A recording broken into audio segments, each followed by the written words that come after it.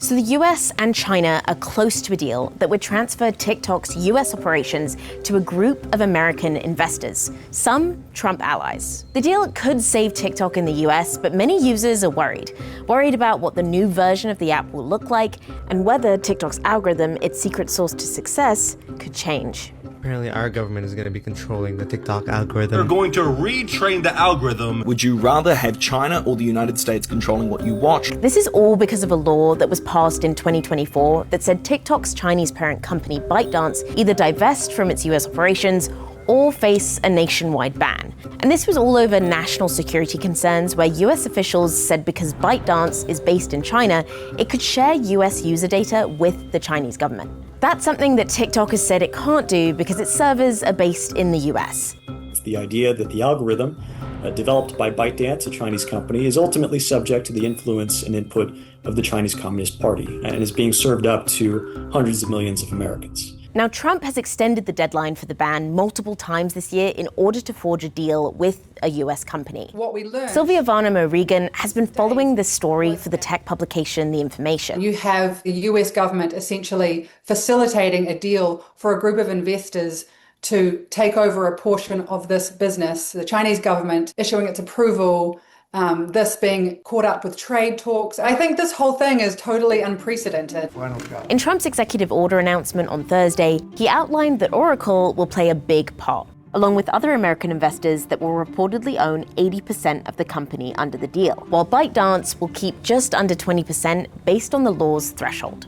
According to White House Press Secretary Carolyn Leavitt, Oracle will oversee a new US version of the app. She said the goal is to ensure the app's data is stored securely in the United States without access from China. There will be 7 seats on the board that controls the app in the United States, and 6 of those seats will be Americans. But the critical part to this deal is TikTok's all-important algorithm. ByteDance will make a duplicate of the TikTok algorithm and it will license that to the new operators of TikTok US. There are so many questions about what is actually involved in replicating and licensing an algorithm. And all those questions come from what the White House has said about how the algorithm will be retrained and monitored by Oracle, whose chief technology officer and co-founder is Larry Ellison.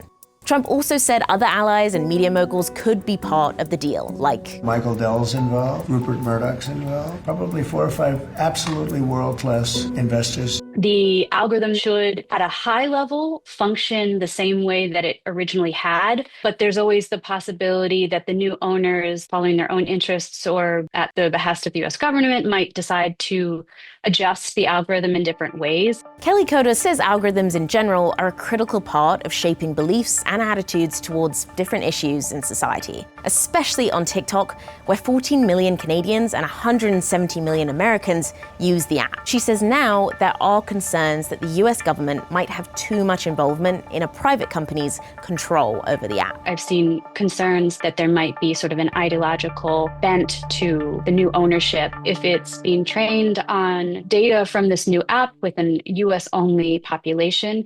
There's some reason to expect that there could be sort of subtle or small changes. Coda says it will take some time to understand how the algorithm may or may not change under new owners in the US. It's also not clear if US users will have to download a separate US TikTok app after the deal is complete. But Canadians will continue to use the global app. And the White House says that under this deal, not yet confirmed by China, US users will still see Canadian content and vice versa.